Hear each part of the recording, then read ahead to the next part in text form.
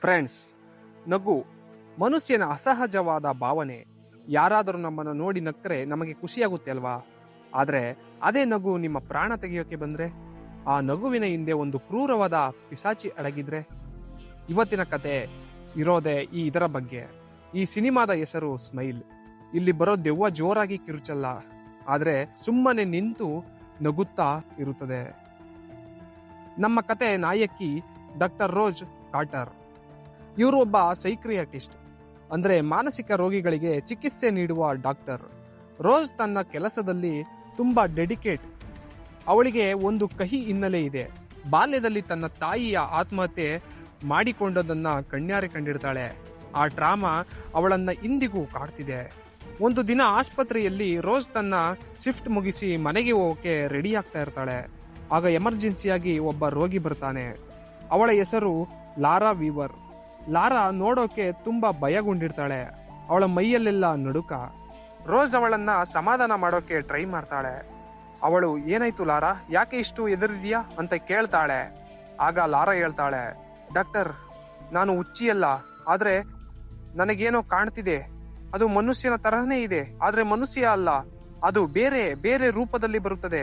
ಕೆಲವೊಮ್ಮೆ ನನಗೆ ಗೊತ್ತಿರೋರ ತರಹ, ಕೆಲವೊಮ್ಮೆ ಅಪರಿಚಿತರ ತರಹ. ಆದರೆ ಅದೆಲ್ಲದರಲ್ಲೂ ಒಂದು ಕಾಮನ್ ವಿಷಯ ಇದೆ. ಅದು ಯಾವಾಗ್ಲೂ ನನ್ನ ನೋಡಿ ನಗುತ್ತಾ ಇರುತ್ತದೆ ಅಂತ ಹೇಳ್ತಾಳೆ. ರೋಜ್ ಇದನ್ನ ಹ್ಯಾಲ್ಯುಸಿನೇಷನ್ ಅಂತ ಅಂದುಕೊಳ್ತಾಳೆ. ಆದ್ರೆ ಲಾರಾ ಕಿರುಚುತ್ತಾಳೆ, ಅದು ಈಗ ಇಲ್ಲೇ ಇದೆ, ನನ್ನನ್ನೇ ನೋಡ್ತಿದೆ ಅಂತ. ರೂಮಿನ ಮೂಲೆಯಲ್ಲಿದ್ದ ಕತ್ತಲನ್ನ ನೋಡಿ ಕಿರುಚುತ್ತಾಳೆ. ರೋಜ್ ಹಿಂದೆ ತಿರುಗಿ ನೋಡ್ತಾಳೆ, ಅಲ್ಲಿ ಯಾರು ಇರಲ್ಲ. ಮತ್ತೆ ತಿರುಗಿ ಲಾರಾ ಕಡೆ ನೋಡಿದ್ರೆ ಲಾರಾ ಸುಮ್ಮನೆ ಆಗಿ ಬಿಟ್ಟಿರ್ತಾಳೆ. ಅವಳ ಮುಖದಲ್ಲಿ ಭಯ ಮಾಯವಾಗಿದೆ. ಒಂದು ವಿಚಿತ್ರ ಕರಾಳ ನಗು ಮೂಡಿರುತ್ತದೆ. ಅವಳು ಕೈಯಲ್ಲಿ ಒಂದು ಒಡೆದ ಗಾಜಿನ ಚೂರನ್ನು ಹಿಡ್ಕೊಂಡು ಆ ಭಯಾನಕ ನಗುವಿನಲ್ಲಿ ಬೀರುತ್ತದೆ. ತನ್ನ ಕುತ್ತಿಗೆಯನ್ನು ತಾನೇ ಕುಯ್ದುಕೊಳ್ತಾಳೆ. ರಕ್ತದ ಮಾಡುವಿನಲ್ಲಿ ಬಿದ್ದು ಲಾರಾ ಪ್ರಾಣ ಬಿಡ್ತಾಳೆ. ರೋಜ್ ಕಣ್ಮುಂದೆಯೇ ಆ ಘೋರ ಸಾವಿನ ಸಂಭವಿಸುತ್ತದೆ. ಇದೇ ಈ ಶಾಪದ ಆರಂಭ. ಲಾರಾ ಸಾವಿನ ನಂತರ ರೋಜ್ಗೆ ನೆಮ್ಮದಿ ಇರಲ್ಲ. ಪೊಲೀಸ್ ಎಂಕ್ವೈರಿ ಆಗುತ್ತದೆ. ಅಲ್ಲಿ ಡಿಟೆಕ್ಟಿವ್ ಚೋಯಲ್ ಪರಿಚಯ ಆಗ್ತಾನೆ. ಇವನು ರೋಜ್ ಮಾಜಿ ಪ್ರೇಮಿ ಕೂಡ ಹೌದು. ರೋಜ್ ಎಲ್ಲವನ್ನು ವಿವರಿಸ್ತಾಳೆ, ಆದ್ರೆ ಯಾರು ಕೂಡ ನಗುವ ಪಿಚಾಚಿಯ ಬಗ್ಗೆ ನಂಬಲ್ಲ. ಮನೆಗೆ ಹೋದ ರೋಜ್ಗೆ ವಿಚಿತ್ರ ಅನುಭವ ಆಗೋಕೆ ಶುರುವಾಗುತ್ತದೆ. ಕತ್ತಲೆಯಲ್ಲಿ ಯಾರೋ ನಿಂತ ಹಾಗೆ, ಫೋನ್ ಬಂದ್ರೆ ಯಾರೋ ಉಸಿರಾಡುವ ಹಾಗೆ ಭಾಸವಾಗುತ್ತದೆ. ಒಂದು ರಾತ್ರಿ ರೋಜ್ ತನ್ನ ಮನೆಯಲ್ಲಿ ವೈನ್ ಕುಡಿತಾ ಇರ್ತಾಳೆ. ಕತ್ತಲಲ್ಲಿ ಅವಳಿಗೆ ಲಾರಾಳ ದೆವ್ವ ಕಾಣಿಸುವ ಹಾಗೆ ಆಗುತ್ತದೆ. ಬೆಚ್ಚಿ ಬೀಳೋ ರೋಜ್ ಲೈಟ್ ಆನ್ ಮಾಡಿದ್ರೆ ಅಲ್ಲಿ ಯಾರು ಇರಲ್ಲ. ಆದ್ರೆ ಅವಳ ಕೈಯಲ್ಲಿದ್ದ ವೈನ್ ಗ್ಲಾಸ್ ಒಡೆದು ಹೋಗಿರುತ್ತದೆ. ಮರುದಿನ ಆಸ್ಪತ್ರೆಗೆ ಹೋದಾಗ ಕಾರ್ಲ್ ಅನ್ನೋ ಇನ್ನೊಬ್ಬ ರೋಗಿ ವಿಚಿತ್ರವಾಗಿ ವರ್ತಿಸ್ತಾನೆ.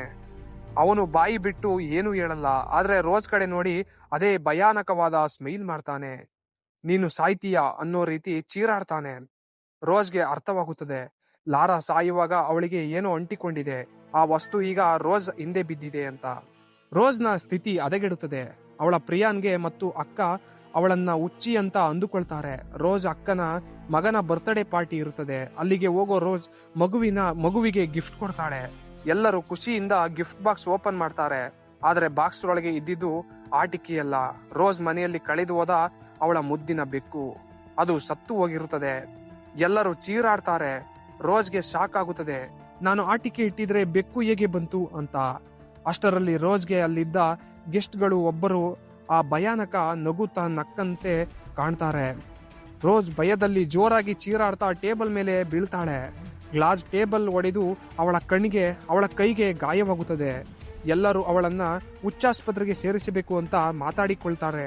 ರೋಜ್ಗೆ ಈಗ ಖಾತ್ರಿಯಾಗಿದೆ, ಇದು ಮಾನಸಿಕ ಕಾಯಿಲೆಯಲ್ಲ, ಇದೊಂದು ಶಾಪ ಅಂತ.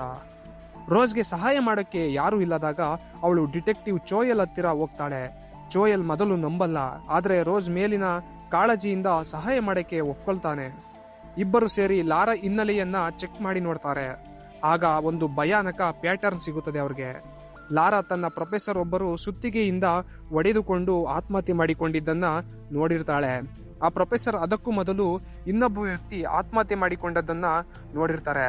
ಹೀಗೆ ಸರಪಳಿ ಲಿಂಕ್ ಸಿಗುತ್ತದೆ. ನಿಯಮ ಸಿಂಪಲ್ ಆಗಿರುತ್ತದೆ. ಈ ಪಿಸಾಚಿ ಒಬ್ಬ ವ್ಯಕ್ತಿಯನ್ನ ಹಿಡಿಯುತ್ತೆ, ಅವರಿಗೆ ಭಯದ ಹ್ಯಾಲ್ಯುಸಿನೇಷನ್ ಕೊಡುತ್ತದೆ. ಅವರು ಟ್ರಾಮಾವನ್ನ ಆಹಾರವಾಗಿ ಬಳಸುತ್ತದೆ. ಕೊನೆಗೆ 4 ರಿಂದ 7 ದಿನದ ಒಳಗೆ ಆ ವ್ಯಕ್ತಿ ಇನ್ನೊಬ್ಬರ ಮುಂದೆ ಭಯಾನಕವಾಗಿ ನಗುತ್ತಾ ಆತ್ಮಹತ್ಯೆ ಮಾಡಿಕೊಳ್ತಾನೆ. ಯಾರು ಆ ಸಾವು ನೋಡ್ತಾರೋ ಅವರಿಗೆ ಆ ಶಾಪ ವರ್ಗಾವಣೆಯಾಗುತ್ತದೆ. ರೋಜ್ಗೆ ಈಗ ಅರ್ಥ ಆಗುತ್ತದೆ ತಾನು ಸಾಯೋಕೆ ಇನ್ನು ಕೆಲವೇ ದಿನಗಳು ಬಾಕಿ ಇದೆ ಅಂತ. ಈ ಸರಪಳಿಯಲ್ಲಿ ಒಬ್ಬ ವ್ಯಕ್ತಿ ಮಾತ್ರ ಬದುಕುಳಿದಿದ್ದಾನೆ ಅಂತ ರೋಜ್ಗೆ ತಿಳಿಯುತ್ತದೆ. ಅವನ ಹೆಸರು ರಾಬರ್ಟ್ ಟ್ಯಾಲಿ. ಅವನು ಜೈಲಿನಲ್ಲಿದ್ದಾನೆ. ರೋಜ್ ಮತ್ತು ಜೋಯಲ್ ಅವನನ್ನು ಭೇಟಿಯಾಗೋಕೆ ಹೋಗ್ತಾರೆ. ರಾಬರ್ಟ್ ಹೇಳ್ತಾನೆ, ನಾವು ಬದುಕಿರೋಕೆ ಕಾರಣ ನಾನು ಆತ್ಮಹತ್ಯೆ ಮಾಡಿಕೊಳ್ಳಲಿಲ್ಲ, ಬದಲಾಗಿ ನಾನು ಬೇರೊಬ್ಬರನ್ನ ಕೊಂದೆ ಅಂತ ಹೇಳ್ತಾನೆ. ಹೌದು, ಈ ಶಾಪದಿಂದ ತಪ್ಪಿಸಿಕೊಳ್ಳೋಕೆ ಒಂದೇ ದಾರಿ, ನಮ್ಮ ಕಣ್ಣ ಮುಂದೆಯೇ ಬೇರೆ ಯಾರನ್ನಾದರೂ ಕ್ರೂರವಾಗಿ ಕೊಲೆ ಮಾಡಬೇಕು. ಆ ಕೊಲೆಯನ್ನು ನೋಡುವ ಇನ್ನೊಬ್ಬ ಸಾಕ್ಷಿ ಇರಬೇಕು. ಆಗ ಆ ಶಾಪ ಕೊಲೆ ಮಾಡಿದವನಿಗೆ ಸಾಕ್ಷಿಗೆ ವರ್ಗಾವಣೆಯಾಗುತ್ತದೆ. ರೋಜ್ಗೆ ಇದು ಕೇಳಿ ಶಾಕ್ ಆಗುತ್ತದೆ.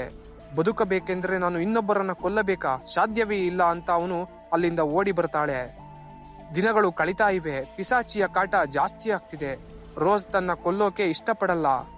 ರೋಜ್ ಯಾರನ್ನು ಕೊಲ್ಲೋಕೆ ಇಷ್ಟಪಡಲ್ಲ, ಹಾಗಂತ ಸಾಯಕ್ಕೂ ರೆಡಿ ಇಲ್ಲ. ಅವಳಿಗೊಂದು ಐಡಿಯಾ ಬರುತ್ತದೆ. ಈ ಪಿಸಾಚಿ ತನ್ನ ಒಂಟಿತನದ ಲಾಭ ಪಡಿತಿದೆ. ಯಾರು ಇಲ್ಲದ ಜಾಗದಲ್ಲಿ ನಾನು ಇದ್ದರೆ, ನಾನು ಸತ್ತರೂ ಈ ಶಾಪ ಯಾರಿಗೂ ಹೋಗಲ್ಲ ಅಲ್ವಾ ಅಂತ ಯೋಚಿಸಿ ಅವಳು ತನ್ನ ಹಳೆಯ ಪಾಳು ಬಿದ್ದ ಬಾಲ್ಯದ ಮನೆಗೆ ಹೋಗ್ತಾಳೆ. ಅದೇ ಮನೆಯಲ್ಲಿ ಅವಳ ತಾಯಿ ಆತ್ಮಹತ್ಯೆ ಮಾಡಿಕೊಂಡಿದ್ದು. ಮನೆಯೊಳಗೆ ಹೋದ ರೋಜ್ಗೆ ಹಳೆಯ ನೆನಪುಗಳು ಕಾಡ್ತಾವೆ. ಅಲ್ಲಿ ಆ ಪಿಸಾಚಿ ಅವಳ ತಾಯಿಯ ರೂಪದಲ್ಲಿ ಬರುತ್ತದೆ. ನೀನು ಒಂದು ನನ್ನನ್ನು ಉಳಿಸಬಹುದಾದಿತ್ತಲ್ಲ ರೋಜ್, ಆದ್ರೆ ನೀನು ಸುಮ್ಮನೆ ನೋಡಿದ್ದೆ ಅಂತ ತಾಯಿ ರೂಪದಲ್ಲಿ ದೆವ್ವ ಅವಳನ್ನ ಮೆಂಟಲಿ ಟಾರ್ಚರ್ ಮಾಡುತ್ತದೆ. ರೋಜ್ ಧೈರ್ಯ ತಂದುಕೊಳ್ತಾಳೆ. ಇಲ್ಲ, ಇದು ನನ್ನ ತಪ್ಪಲ್ಲ, ನಾನು ಇನ್ ಮುಂದೆ ನಿನಗೆ ಎದುರಲ್ಲ ಅಂತ ಕಿರ್ಚುತ್ತಾಳೆ. ಆಗ ಆ ಪಿಶಾಚಿ ತನ್ನ ನಿಜವಾದ ಅಸಹ್ಯಕರವಾದ ರೂಪದಲ್ಲಿ ತೋರುತ್ತದೆ. ಬಾಯಿಯನ್ನು ಇರಿದಾಗಿ ತೆರೆದು ಅವಳನ್ನು ನುಂಗೋಕೆ ಬರುತ್ತದೆ. ರೋಜ್ ಅಲ್ಲಿರುವ ಲ್ಯಾಂಪ್ ಎತ್ತಿಕೊಂಡು ಆ ಪಿಶಾಚಿಗೆ ಬೆಂಕಿ ಇಡ್ತಾಳೆ. ಇಡೀ ಮನೆ ಒತ್ತಿ ಉರಿಯುತ್ತದೆ. ರೋಜ್ ಅಲ್ಲಿಂದ ಓಡಿ ಬಂದು ಜೋಯಲ್ನ ಭೇಟಿ ಆಗ್ತಾಳೆ. ಎಲ್ಲ ಮುಗಿತು ಜೋಯಲ್, ನಾನು ಅದನ್ನ ಸುಟ್ಟು ಹಾಕಿದೆ ಅಂತ ನಿಟ್ಟುಸಿರು ಬಿಡ್ತಾಳೆ. ಆದ್ರೆ ಒಂದು ಟ್ವಿಸ್ಟ್. ರೋಜ್ ಜೋಯಲ್ ಹತ್ರ ಬಂದು ಹೋದಾಗ ಜೋಯಲ್ ಮುಖದಲ್ಲಿ ಒಂದು ಬದಲಾವಣೆ ಕಾಣುತ್ತದೆ. ಅವನು ವಿಚಿತ್ರವಾಗಿ ನಗಾಡ್ತಾನೆ. ರೋಜ್ಗೆ ರಿಯಾಲಿಟಿ ಅರ್ಥ ಆಗುತ್ತದೆ. ಅವಳು ಆ ಮನೆಯಿಂದ ಹೊರಗೆ ಬಂದೇ ಇಲ್ಲ. ಅವಳು ಬೆಂಕಿ ಹಾಕಿದ್ದು, ಓಡಿ ಬಂದಿದ್ದು ಎಲ್ಲವೂ ಬರೀ ಭ್ರಮೆ. ಆ ಪಿಸಾಚಿ ಅವಳ ಮನಸ್ಸಿನ ಜೊತೆ ಆಟ ಆಡ್ತಿದೆ. ಈಗ ರಿಯಾಲಿಟಿಗೆ ಬರುತ್ತದೆ. ರೋಜ್ ಆ ಹಳೆಯ ಮನೆಯಲ್ಲೇ ಇದ್ದಾಳೆ. ಅವಳ ಮುಂದೆ ಆ ದೈತ್ಯಾಕಾರದ ಚರ್ಮವಿಲ್ಲದ ಭಯಾನಕ ಪಿಶಾಚಿ ಇದೆ. ಅದು ತನ್ನ ಬಾಯಿಯನ್ನ ಮನುಷ್ಯನ ತಲೆ ಹಿಡಿಯುವಷ್ಟು ದೊಡ್ಡದಾಗಿ ತೆರೆಯುತ್ತದೆ. ರೋಜ್ ಬಾಯಿಯೊಳಗೆ ತನ್ನ ಶರೀರವನ್ನು ತೂರಿಸಿ ಅವಳ ದೇಹದೊಳಗೆ ಪ್ರವೇಶಿಸುತ್ತದೆ. ಅಷ್ಟರಲ್ಲಿ ನಿಜವಾದ ಜೋಯಲ್ ರೋಜ್ ಲೊಕೇಶನ್ ಟ್ರ್ಯಾಕ್ ಮಾಡಿ ಆ ಮನೆಗೆ ಬರ್ತಾನೆ. ಬಾಗಿಲು ಒದ್ದು ಒಳಗೆ ಬರ್ತಾನೆ. ಅವನು ನೋಡಿದ ದೃಶ್ಯ ಎಂತವರ ಎದೆ ಒಡೆಯುವಂತಿತ್ತು. ರೋಜ್ ಆ ರೂಮಿನಲ್ಲಿ ಮಧ್ಯದಲ್ಲಿ ನಿಂತಿದ್ದಾಳೆ. ಅವಳು ಜೋಯಲ್ ಕಡೆ ತಿರುಗ್ತಾಳೆ. ಅವಳ ಮುಖದಲ್ಲಿ ಈಗ ಭಯ ಇಲ್ಲ, ಬದಲಾಗಿ ಆ ಭಯಾನಕ ವಿಚಿತ್ರವಾದ ಅಗಲವಾದ ನಗು ಇದೆ. ರೋಜ್ ಬೇಡ ಅಂತ ಜೋಯಲ್ ಬೇಡಿಕೊಳ್ತಾನೆ.